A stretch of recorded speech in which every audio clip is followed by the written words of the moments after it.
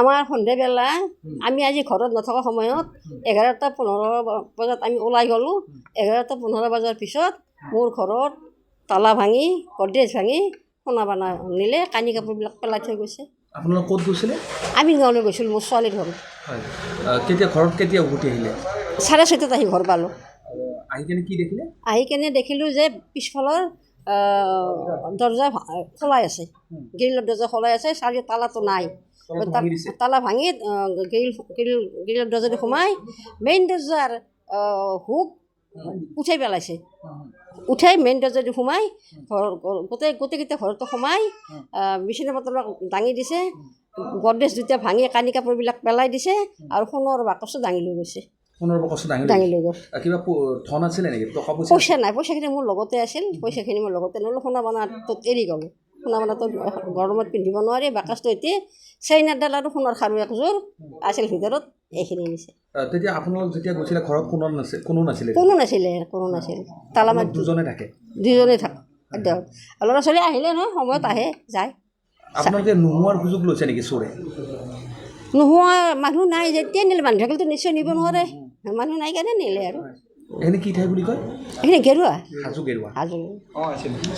হয়, আজি সন্ধিয়া আমি আমাৰ গেৰুৱাৰ চকত আহি গম পালোঁ যে ৰমেশ দাসৰ ঘৰত এনেকুৱা এটা ঘটনা হৈছে। যিহেতু আমি এজন গাঁৱৰ দায়িত্বশীল মানুহ, গতিকে সেই হিচাপত আমি খবৰ ল'বলৈ সোমালোঁ। সোমাই দেখোঁ যে ইয়াৰ দুটা গড্ৰেজ সম্পূৰ্ণ ভাঙিছে চোৰে, আৰু গিলৰ তলা ভাঙিছে, তলা ভাঙি ইয়াত সোমাই অলংকাৰখিনি লুট কৰি লৈ গৈছে।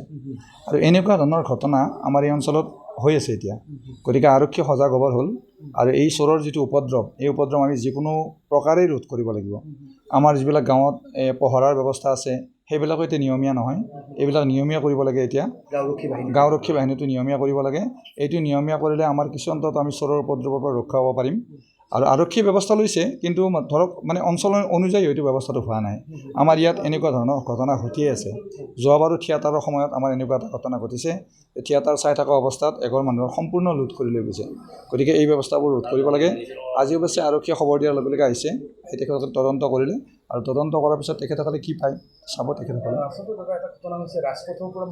নহয়, একেবাৰে নিদিয়ে, হয়, নাতিদূৰত, একেবাৰে নাতিদূৰত। আমি নিজে আচৰিত হৈছোঁ যে এনেকুৱা ধৰণৰ ঘটনা, কিন্তু এনেকুৱা সন্ধিয়াতে ফুট গধূলিতে এনেকুৱা ঘটনা হোৱা নাছিল। আজি এইটো প্ৰথম হৈছে আমাৰ গাঁৱত। গতিকে মানুহ ঘৰত নথকাৰ সুযোগ লৈছে। তেখেতসকলৰ দুজন ল'ৰা, ডাঙৰ ল'ৰাজন টাউন এণ্ড কাণ্ট্ৰি প্লেনিঙত ডেপুটি ডিৰেক্টৰ কৰে, তেওঁ কৰ্মসূত্ৰে বাহিৰত থাকে। সৰুজনে বেংকত চাকৰি কৰে আৰু তেওঁ কৰ্মসূত্ৰে বাহিৰত থাকে। গতিকে যিহেতু ঘৰত কোনোৱে নাথাকে, গতিকে অকল এই অৱসৰী শিক্ষক শিক্ষয়িত্ৰী থাকে। আমি তেখেতসকলক যথেষ্ট শ্ৰদ্ধা কৰোঁ, শ্ৰদ্ধাশীল মানুহ, আৰু সেইকাৰণে মই আহি লগে লগে খবৰ পাই লগে লগে আহিছোঁ, আহি খা খবৰ লৈছোঁ। বাছ ইমানখিনি। আৰু তেখেতক আজি জীয়েকৰ ঘৰলৈ গৈছিলে? হয়, তেখেতক সৰু জীয়েকৰ ঘৰলৈ গৈছিলে খা খবৰ ল'বৰ কাৰণে, আৰু আহি দেখে যে এনেকুৱা এটা ঘটনা। গতিকে আশ্চৰ্যজনক। হয়, ঠিক আছে।